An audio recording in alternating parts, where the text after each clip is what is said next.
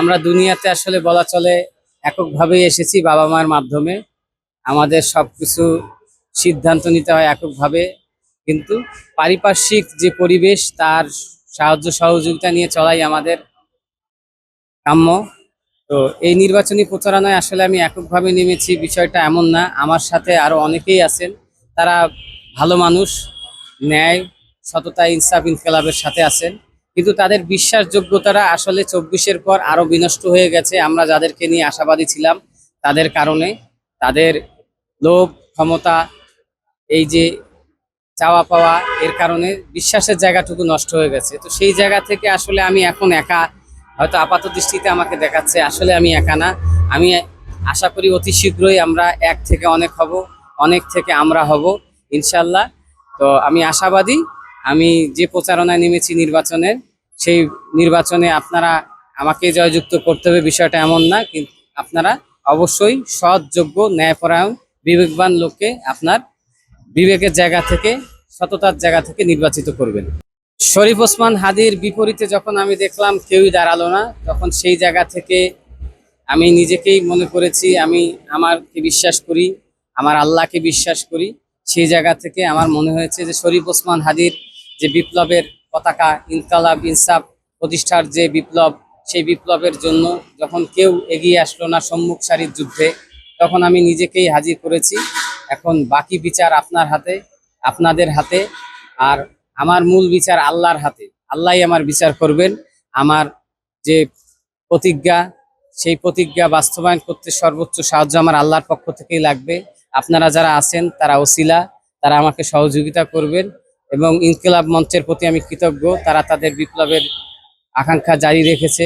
তবে এই যুদ্ধে শুধু ইনকিলাব মঞ্চ দিয়ে একাই কাজ হবে না।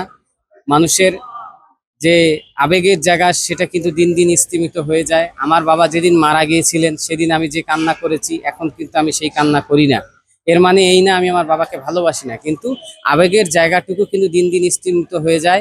সেই জায়গা থেকে আমি আশাবাদী, এবং আমি আহ্বান করব প্রত্যেক ন্যায়ের পথের প্রতীক মানুষকে, আপনারা এই ন্যায়ের পথের যুদ্ধে নামুন, পথে নামুন, দেশের জন্য কাজ করুন। শুধু ঘরে বসে বসে মোবাইলে, ফেসবুক, ইনস্টাগ্রাম, ইউটিউব দেখে সমালোচনা করে বসে না থেকে দেশের কাজে নিজেকে যোগ্য মনে করলে মাঠে নেমে যান, দেশের মানুষের কল্যাণে কাজে লাগুন।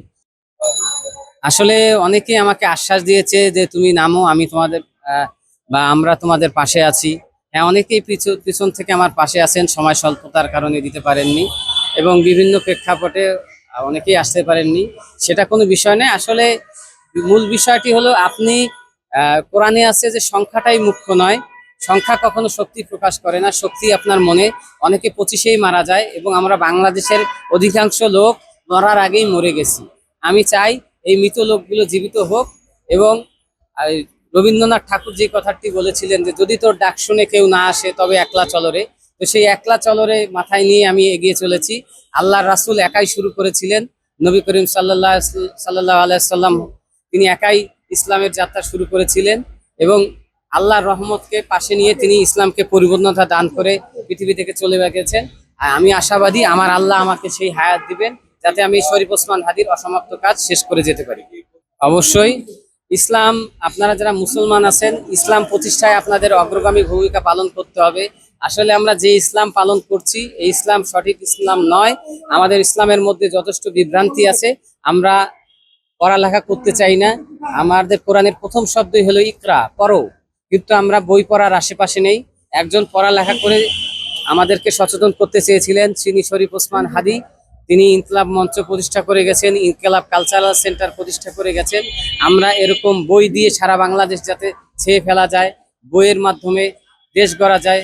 আমি প্রত্যেককে আহ্বান করব, বই পড়ুন, দেশ গড়ুন।